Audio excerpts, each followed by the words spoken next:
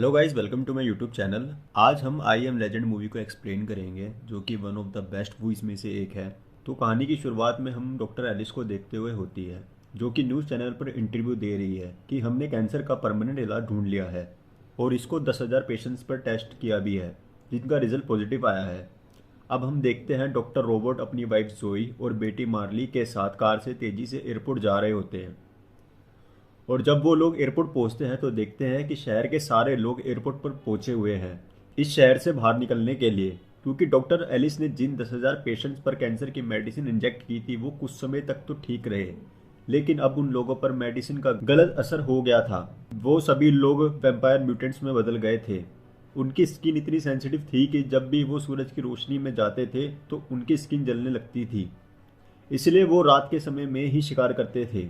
उन्हें डार्कसीकर्स भी कहा जाता था। इसी वजह से शहर के सभी लोग शहर से बाहर निकलकर अपनी जान बचाना चाहते हैं, लेकिन एयरपोर्ट पर सिक्योरिटी वाले उन्हीं को ही अंदर जाने दे रहे थे जो इन्फेक्टेड नहीं थे। जब रोबोट और उसकी फैमिली को चेक किया गया तो वो इन्फेक्टेड नहीं होते। अब जैसे ही रोबोट की वाइफ और बेटी जोई हेलीकॉप्टर में बैठते हैं तो आर्मी वाले रोबोट को हेलीकॉप्टर से उतार कर कहते हैं, आप नहीं जा सकते। आपको इस इन्फेक्शन के एंटीडोट को ढूंढने में गवर्नमेंट की मदद करनी पड़ेगी।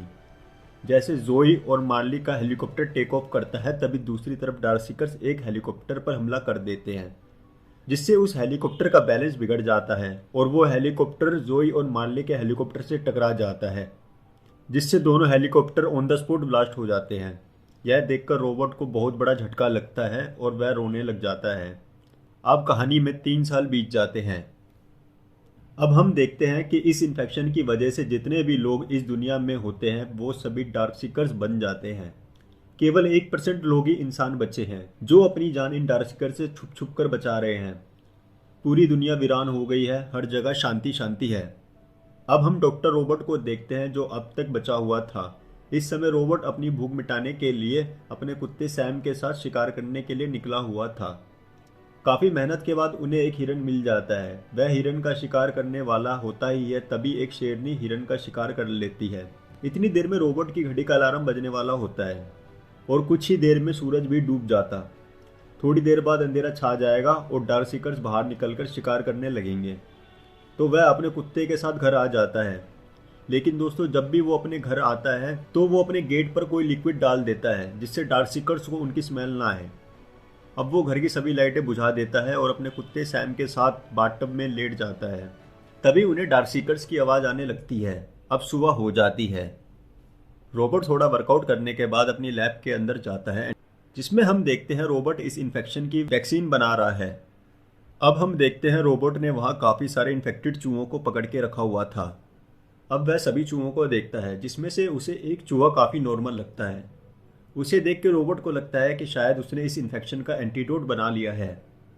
अब रोबोट इस एंटीडोट का यूज़ करने के लिए बाहर आ जाता है, पर वह हर रोज की तरह ब्रिज पे जाकर अनाउंसमेंट करता है, अगर कोई जिंदा है तो मुझे ब्रिज पे आके मिले। मैं आपको रहने के लिए घर और खाने के लिए खाना दूंगा।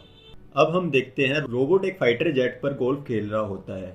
तभी सैम की नज़र एक हिरन पे पड़ जाती है।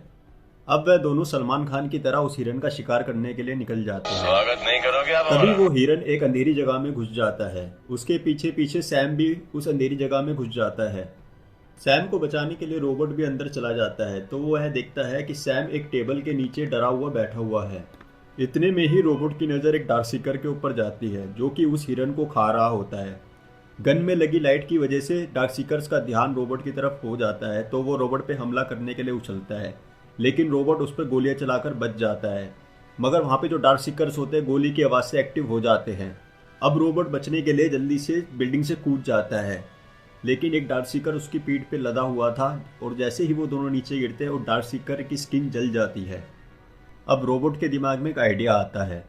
उसे एक्सपेरिमेंट के लिए एक डार्क सीकर की ज़रूरत थी, तो वो वहाँ पे एक जाल बिछाता है, जिसमें एक डार्क सीकर फंस भी जाता है। वो डार्क सीकर काफ़ी चिल्ला रहा था, जिसकी वजह से रोबोट उसके सर पे गन मार देता है। तभी अंदर से एक डार्क सीकर रोबोट को देख कर काफ़ी चिल्ला रहा होता है। यह काफ़ी अजीब था दिखने में। अब रोबोट उस डार्क सीकर को अपनी लैब में लिया आता है और उस पर टेस्ट करना शुरू कर देता है। वो एक फीमेल डार्क सीकर थी, जिसके गले पे बटरफ्लाई का टैटू भी बना हुआ था। जैसे ही रोबोट उसको एंटीडोट देता है तो वो देखता है कि इसकी धड़कन अब नॉर्मल हो गई है। अब रोबोट को लग ही रहा होता है कि उसका एक्सपेरिमेंट सक्सेसफुल हो जाएगा, मगर वो जो फीमेल डार्क सीकर होती है वो रोबोट पर अटैक कर देती है, जिसकी वजह से रोबोट और निराश हो जाता है। अब अगले दिन रोबोट और सैम शिकार के लिए जब बाहर निकले हुए होते हैं तो रोबोट को कुछ अजीब सा दिखाई देता है। उसे एक स्टैच्यू बाहर निकला हुआ दिखाई देता है। अब रोबोट वह देख के काफ़ी चिंतित हो जाता है, इसीलिए रोबोट उस स्टैच्यू को शूट करके नीचे गिरा देता है। जैसे ही रोबोट उस स्टैच्यू के पास आता है तो वो एक फंदे में फंस जाता है। उसके सर पे चोट लगने की वजह से वह बेहोश हो जाता है। शाम होने की वजह से उसकी घड़ी का अलार्म बजना स्टार्ट हो जाता है। घड़ी के अलार्म की वजह से उसको होश आता है तो वो देखता है कि वह उल्टा लटका हुआ है और नीचे उसका कुत्ता सैम उस पर भौंक रहा होता है। अंधेरा हो ही रहा होता है, इसकी वजह से रोबोट जल्दबाजी में चाकू से रस्सी काटना शुरू कर देता है और परिणाम यह होता है कि उसे और चोट लग जाती है नीचे गिर के। अब उसे सामने की तरफ वही डार्क सीकर दिखाई देता है, लेकिन यह डार्क सीकर के पास दो कुत्ते भी होते हैं। अब वो डार्क सीकर म्यूटेंट कुत्तों को रोबोट के ऊपर छोड़ देता है, लेकिन सूरज की थोड़ी रोशनी होने की वजह से वह कुत्ते उस पर अटैक नहीं कर पा रहे थे। अब धीरे धीरे करके रोशनी भी ख़त्म होती जा रही थी। अब सूरज की रोशनी ख़त्म हो गई थी। अब जैसे ही वो म्यूटेंट कुत्ते उन पर अटैक करते हैं तो रोबोट उनको गोली मार देता है, लेकिन इतने में ही सैम इंजर्ड हो जाता है तो रोबोट उसको उठाकर घर ले आता है।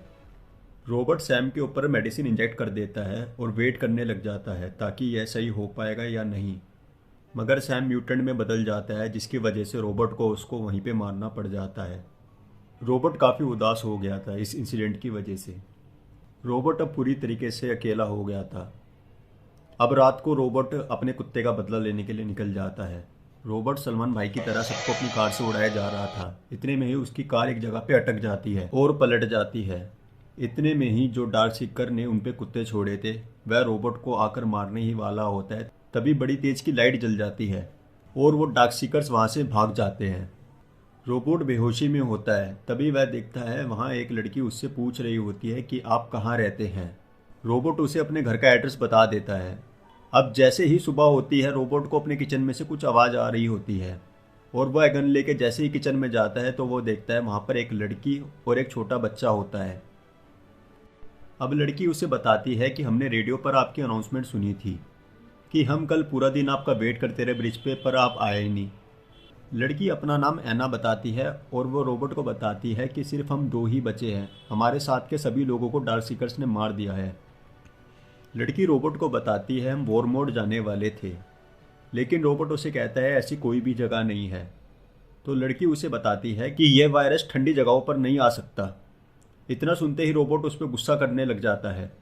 अब शाम के टाइम रोबोट अपनी लैब में आ जाता है और वो उस डार्क सीकर पर एक्सपेरिमेंट कर ही रहा होता है। इतने में वहाँ ऐना आ जाती है। अब ऐना उससे पूछती है क्या ऐसे करने से यह ठीक हो जाएगी कि बर्फ़ की वजह से ये एंटीडोट इसके शरीर में अच्छी तरह से सर्कुलेट हो पाएगा, जिससे यह जल्दी से जल्दी ठीक हो पाएगी।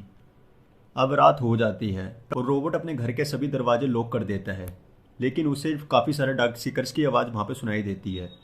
तो वो ऐना से पूछता है कि तुम मुझे किस टाइम यहाँ लेकर आई थी। ऐना उसे बताती है कि हम आपको सुबह लेकर आए थे। तो रोबोट उस पर गुस्सा करते हुए कहता है कि तुम्हारी वजह से डार्क सीकर्स ने हमको ढूंढ लिया है और अब डार्क सीकर्स रोबोट के घर पे हमला कर देते हैं। लेकिन रोबोट ने डार्क सीकर्स से बचने के लिए वहाँ पर पहले से ही काफ़ी अच्छी प्लानिंग कर रखी थी। रोबोट ने अपने घर के आसपास बॉम्ब प्लांट कर रखे थे। जैसे ही बटन दबाता है काफ़ी सारे डार्क सीकर्स मर जाते हैं, लेकिन डार्क सीकर्स की तादाद ज़्यादा होने की वजह से वह रुकते नहीं हैं। अब डार्क सीकर्स रोबोट के घर के अंदर घुस जाते हैं और रोबोट भी उन्हें शूट कर रहा होता है। अब रोबोट बचने के लिए ऐना और उसके भाई के साथ अपनी लैब के अंदर आ जाता है। लैब में आकर वो देखते हैं कि जो फीमेल डार्क सीकर होती है उस पर एंटीडोट का असर होने लग गया था और वह बिल्कुल ठीक होने लग गई थी। इतने में ही सारे डार्क सीकर लैब के अंदर घुस आते हैं। यह देख के रोबोट अपने लैब का ब्लूटूथ दरवाज़ा बंद कर देता है, लेकिन वो डार्क सीकर उस पर टक्कर मारना शुरू कर देते हैं। रोबोट तेज तेज की चिल्लाने लग जाता है कि मैंने इस वायरस का एंटीडोट ढूंढ लिया है, मैं तुम सबको ठीक कर दूंगा। इतने में ही उन डार्क सीकर का नेता आ जाता है जो कि ग्लासेस में टक्कर मारना शुरू कर देता है और बटरफ्लाई का निशान बना देता है। और वो नेता डार्क सीकर अपने हाथ पे लगे ब्लड से एक बटरफ्लाई का निशान बनाता है। बटरफ्लाई का निशान देखकर रोबोट ये तो समझ जाता है कि ये सभी डार्क सीकर इस फीमेल डार्क सीकर को लेने के लिए आए हैं, क्योंकि ये फीमेल डार्क सीकर उस नेता की पत्नी है।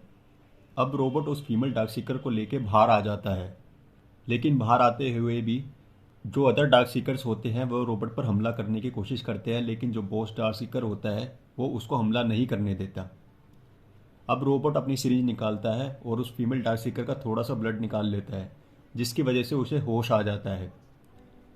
अब हम देखते हैं कि जो डार्क सीकर होते हैं वो उस फीमेल डार्क सीकर के साथ चले जाते हैं, और नेक्स्ट डे रोबोट ऐना और उसके भाई के साथ वही जगह पे निकल जाता है जहाँ पे ऐना ने जिक्र करा था कि वहाँ पे सारे लोग अभी भी जिंदा है, और मूवी का दी एंड हो जाता है। दोस्तों, इस मूवी में एक ईस्टर एग भी है। ये मूवी 2007 में रिलीज़ हुई थी। तो इस पिक्चर में आप देख पा रहे होंगे बैकग्राउंड में एक आपको मूवी का पोस्टर दिखाई दे रहा होगा, जो कि बैटमैन वर्सेस सुपरमैन का है। And Batman versus Superman movie 2016 में रिलीज़ हुई थी। तो क्या हमें डीसी ने पहले ही बता दिया था कि ऐसी कोई मूवी आने वाली है? आप कमेंट में बताइए। तो फ्रेंड्स, आप बताइए आपको ये कहानी कैसी लगी, और आगे की वीडियोस के लिए हमारे चैनल को सब्सक्राइब करिए। बहुत बहुत धन्यवाद।